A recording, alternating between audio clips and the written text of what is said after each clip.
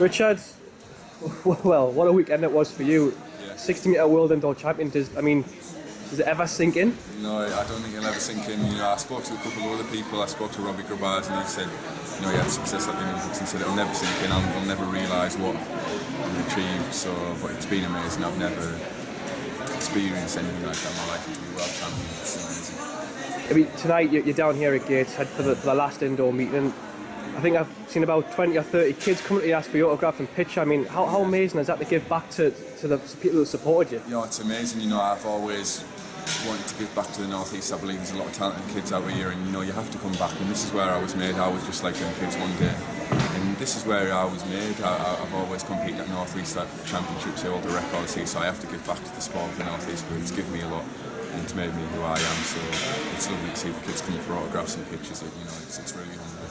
Now hopefully everyone's going to look at you to be an inspiration now, because it's not a lot. Not often we get a North East world champion. I mean, you're up there with someone like Jonathan Edwards and Steve Cram. I mean, how does that feel to be in the same calibre as those guys? It's amazing. When you're from the North East, you look up to them guys and think, how did they do it? The best in the world from the North East. Because when you grow up and you don't see much success and you see a lot of talent, but you don't see it transferred to the top level. So I think hopefully it gives them a lot of enthusiasm and it picks everybody up and makes you believe that it can be one of the best. Because I think there's a problem in the North East with lack of confidence. I think they like to be the best in the North East, but they don't want to expand, or they don't believe they can expand. I think there's a lot of low mood around the athletics in the North East, but I've seen it picking up recently over the last few years, and hopefully it gives them that little bit more fire in the belly and a little bit of belief that they can come and do it. Because if I can do it, then you can do it. If you have a bit of talent, well, obviously to become world champion you need to have a fair whack of talent, but there is athletes around you with a lot of talent, so they can do it. This season, now everyone's thinking, the 10-second barrier, the 9-second barrier. You said that you're not focused on that. You're not going to come out and say. I mean, this season, Commonwealths and the Europeans must be in your foresight now. Yeah, it has. I said I didn't want to put the pressure on myself to run 9 seconds, but then I did say I want to medal at the Commonwealth Games. So if I do want to medal at the Commonwealth Games and the Europeans, it might well take 9 seconds. I'm not going to say I'm going to do it, but I 100% believe in myself that I'm well capable of doing it. That's undoubtable. 72%, this interesting statistic, 72% of people who've run in the 650 break 10 seconds. So I'd have to be one of the really few that don't break 10 seconds. And then, as a lot of people know, I was a specialist 200 metre runner. Of no fault of my own, it was just because I was wrongly coached from the ages of 16 to 19 into being a 200 metre runner, when naturally I'm a 100 metre runner.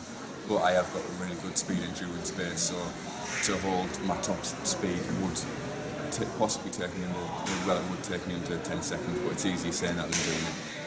But I am confident, and I do want to medal at Commonwealths and the Europeans, and I will have to run 9 seconds to do that. Whether I do it or I don't, it's been a great season already. 2014's been great to me. I'm just looking forward to enjoying myself in 2000 in the summer season and just competing out there with the best of them. And you're with the new coach and the supportive figure of your dad. I mean, I've been seeing your dad walking about, and he looks to be proud as punch. I mean, he's a massive influence to you, but your coach as well. He's put a lot of hard work into you to get to where you are now, hasn't he? Yeah, my coach, recently, everyone knows last year I ran 20.3 and 10.10 off the back of my own, which I don't think there's many sprinters. There's probably no sprinter in the world who could probably do that.